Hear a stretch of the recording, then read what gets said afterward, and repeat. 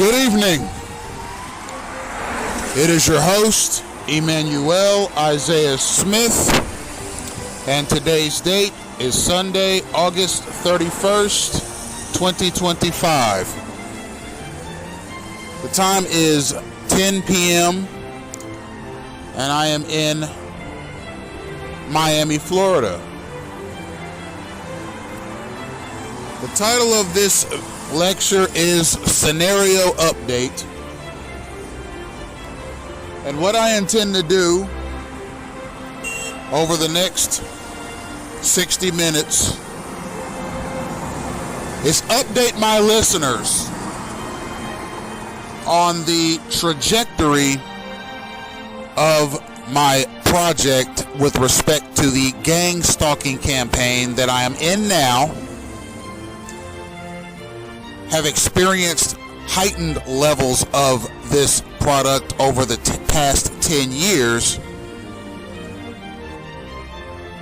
but have ultimately seen synchronization over the past 30 years in various capacities based upon where I am in the country. So here's what we have at this point with me having run this program, the Gang Stalking in Action program, for about 10 years. What we have is an American citizen, namely myself, who, over the past 10 years in particular, have experienced unexplained oddities to and around me in various capacities, in various places, from various people. At some point, particularly in 2016, I came to the realization that what I was experiencing was not coincidence, but rather derivations. A derivation being something that's derived from something else. The activity that I was seeing on and around campus at the University of Dayton, where I was studying political science and pre-law at the time, was essentially omnipresent, and I experienced similar bizarre oddities in my neighborhood, not only with repeated burglaries to my home where nothing was stolen, rather the place was just routinely and systematically vandalized, leading to a Fox 45 News interview with a news reporter named Siobhan Anderson concerning community watch networks, namely one that I started in which I was the sole member in response to these burglaries. Now, aside from disruptive activities on campus and in my neighborhood, I experienced similar disruptions as I was driving. I noticed the minute I left my driveway and went out into the main streets and then again onto interstates and highways, I was experiencing high levels of containment, aggressive driving, reckless driving in a synchronous fashion from the motorists that I would encounter, and this was daily. And this continued disruption and hindrance of my moving about freely did not stop there. It also found its way into grocery stores I was visiting, malls I was visiting, churches I was going to, public parks, and other various places that I would go, including the parking lots themselves in these places, where I would experience obvious synchronization, and this synchronization was just as reckless as the synchronization I experienced on the road with respect to the motorists darting in and out in front of me in a time synchronous fashion, in such a way that would make any reasonable person believe that these vehicular whack jobs were looking for a vehicular manslaughter conviction on their permanent records. What we have here is an American citizen, 40 years of age, a lifelong American citizen, a person who up until 2016 felt fortunate to be an American, given its constitution and its democracy, its various opportunities to succeed and so forth. At some point, I did some research on the various synchronized disruptive behaviors I was experiencing, and not only that, but the bizarre oddities that I recognized in the behavior of people that were constantly around me, regardless of where I went, and regardless of the frequency of my visits to these places. For example, if I went to a grocery store 7 days out of the week, and say I spent $20 each visit, I would not experience synchronized obstruction of movement by various other shoppers and the workers of the actual establishment one time out of the 7. I'd experience it 7 times out of the 7. And mind you, I've said it in previous discourses, I am not a fearful person. I am not a person that is constantly frightened or constantly jumping or constantly spooked, as they say. Rather, I am a person who is of a sound body and mind constantly throughout the day, every day. In spite of that, however, I found the activity that I experienced on a daily basis to be quite unnerving, and upon doing quite a bit of internet research on this and similar matters, I came across a topic called gangstalking, and the auspices, the operation, and the goings-on of the program matched my situation perfectly.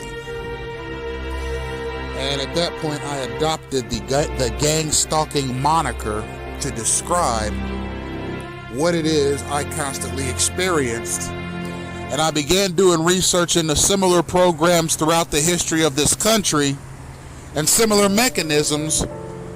And eventually, a definite picture was painted. The trajectory of gang stalking has progressed since the 1860s to the present day, although its manifestation has differed. In the Reconstruction era, particularly in the American South, there were similar tracking, surveillance, harassment, and disruption mechanisms that were no doubt signal-based, that were used by various Southern groups that the FBI has since designated as terrorist organizations. Nowadays, we might call them domestic terrorist organizations because they were homegrown terrorist organizations. And this terror was perpetrated against freedmen and their supporters. I'm sure that these techniques were refined and variously researched and then copied by the United States Department of Justice and re-implemented as a program called COINTELPRO, which was a similar disruption, tracking, and surveillance mechanism to gang stalking that was used to disrupt the activities of political dissident groups, including the Black Panther Party, the Ku Klux Klan, and the American Communist Party. COINTELPRO was a success. It had a sub-program called Operation Hoodwink that went after the stability of the members of these various political groups in their personal lives, and was able to successfully sabotage them out of these various groups. What we have today is a United States citizen who has determined that his constitutional rights and his inalienable rights have been savagely infringed upon by his federal government, particularly its national security apparatus. Should this matter ever go to a federal jury, or rather the Supreme Court, it would immediately be ruled unconstitutional if the Supreme Court of the United States has any interest left in the furtherance of the upholding of the Constitution, which is what each Supreme Court justice swore an oath to do before they finally took their positions as Supreme Court justices. The gang stalking mechanism is, in a word, thuggish, and those involved, particularly the federal liaisons that do most of the signaling to the street level or other gang stalkers, if confronted by federal auxiliaries about their involvement in the program, would no doubt say, I was just following orders. This was a national security measure, and I answered to A, B, and C with respect to the auxiliary of the Departments of Defense or Departments of Justice. You just doing your job or just doing what you were asked is no excuse. Quite frankly, it's one that will make me nauseous. The Nuremberg trials were a series of trials that were had against members of Adolf Hitler's Nazi German government at the conclusion of World War II. Various officials and soldiers in Adolf Hitler's government and military, respectively, were tried for war crimes and crimes against humanity, particularly concerning what was done to the prisoners in the concentration camps at various points in the German state. Many of those soldiers and government officials of Adolf Hitler's Reich, when questioned about their activities, gave similar answers. I was just doing my job. I was only doing what the Reich Chancellor Adolf Hitler told us to do in official decrees, orders, and edicts that did not save the lives of these participants in the concentration camp mechanism and various other crimes against humanity. They were summarily executed under the guidance of under the direction and the management of federal and international courts If Adolf Hitler's officials and his soldiers' excuse for why they participated in the crimes against humanity was they were just carrying out their orders, was not good enough for them, then if you are a federal liaison and you participate in this thuggish synchronized signal-taking program called Gangstalking, that excuse is not good enough for you either. Now, I've said in previous lectures that I, for one, believe very strongly that gangstalking is state-sanctioned murder. Now, it's not as if Congress sat down and came up with a plan on how to summarily execute its citizens without just cause in a clandestine fashion. But rather, they approved national security packets post 9/11 that allowed this debacle called gangstalking to be born, implemented, reinforced, strengthened, and continually financed.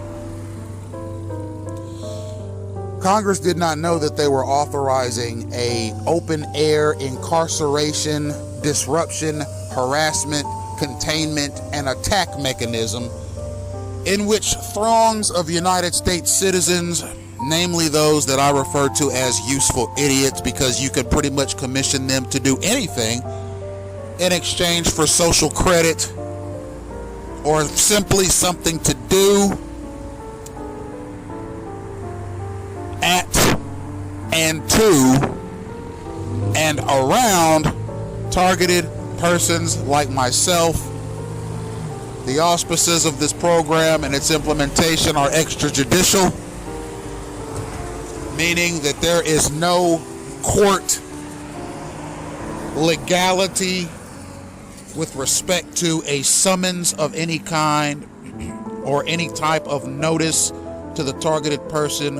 The gangstalking campaign simply commences, and you are constantly being flagged as suspicious wherever you go.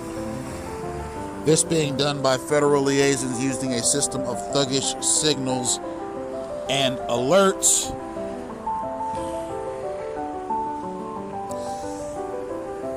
Ladies and gentlemen, the United States Constitution has been rendered null and void.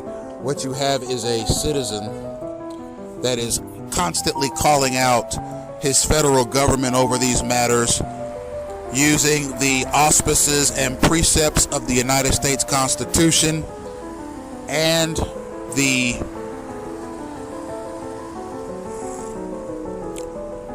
freedom of speech mechanism embedded therein as his primary tools.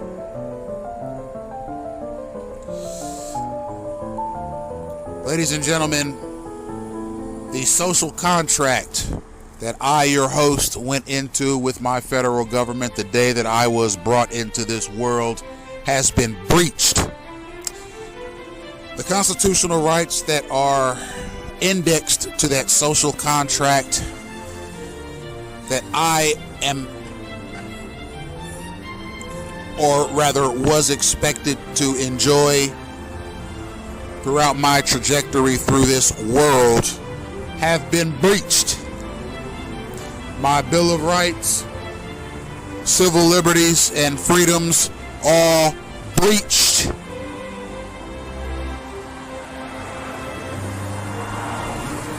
And rather, the national security apparatus of this country has been given broad and indefinite powers over the sovereignty of citizens, namely those who identify as targeted individuals, assuming I'm not the only one. Ladies and gentlemen, in the course of human events, the United States federal government has authorized, along with this draconian package, germ warfare and biological terrorism against its citizens. gang stalkers, namely those signal takers who are, and as I speak, I have someone approaching to my right. I have not solicited anyone's attention to this matter, but as I said before, these persons that constantly pop up and appear out of nowhere as I'm doing these lectures are being signaled to me and my exact location as I'm doing the lecture, namely to annoy or pester me as I do them, or something to the effect of throw off my train of thought, which never succeeds. So for them to continue doing it shows you how essentially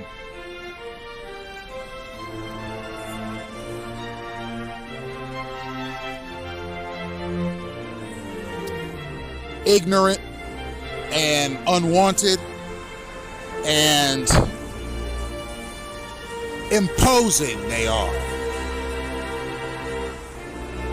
Now, ladies and gentlemen, there's something that I wish to get into today that I haven't particularly gotten into in previous lectures, and we have to get into the geographical elements of gang stalking in order to get a fuller understanding of it. Your gang stalking campaign as a targeted person commences regardless of where you are in the country. All 50 states have this program activated. Now, mind you, if you're in the northeast part of the country, your gang stalking campaign will be a little different than if you're on the west coast. Namely because the populace, the citizenry, is different from these two areas, so the nature and character of your gang stalking campaign, which is a living thing in itself, is going to change. Furthermore, if you're in the southern United States or on the south coast like I am here in Miami, Florida, you're going to notice changes there as well. Let's talk about some of the specificities and nuances to a gang stalking campaign here in South Florida as opposed to somewhere else I've lived, for example, Tennessee or Ohio. So in South Florida, the population here is 85% Cuban. How does that factor into the nuances of my gang stalking campaign? Here's how it factors in, okay?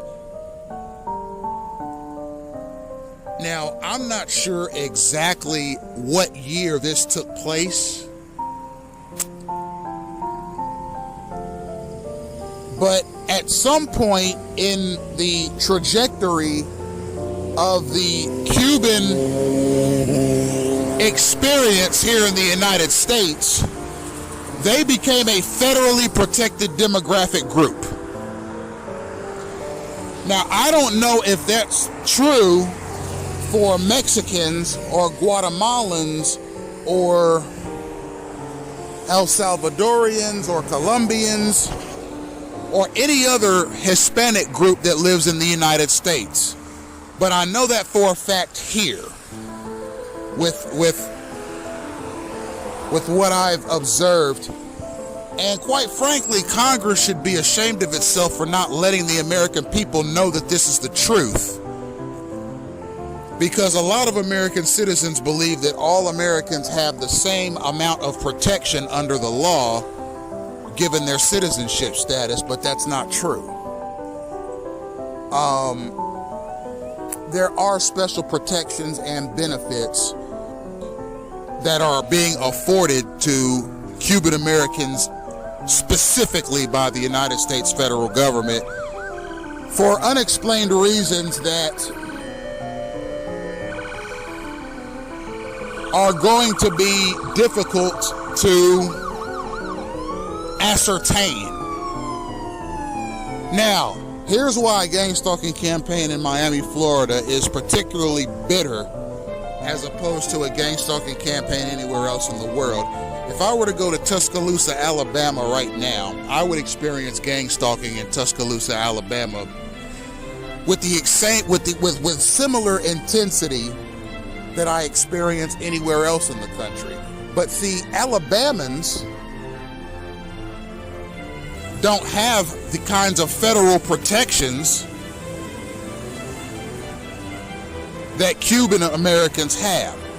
So in Alabama, the trajectory of what you experience there as a targeted individual is going to be different than when you're in Miami, Florida. Now, having said that, here's why Miami, Florida is a unique place to experience gang stalking. It's an international place, meaning there are residents here from many different countries all over the world. Secondly, it's a coastal area. It's pretty much right on the ocean and only 100 miles away from the first Caribbean island, which is Cuba.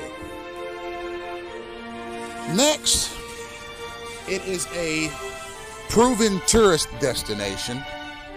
There are thousands upon thousands of tourists all around the world that come here on a yearly basis just to visit.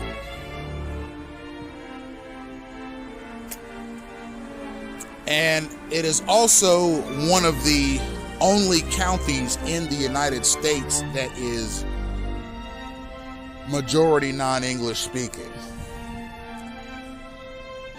Now, how did Miami, Florida, which was,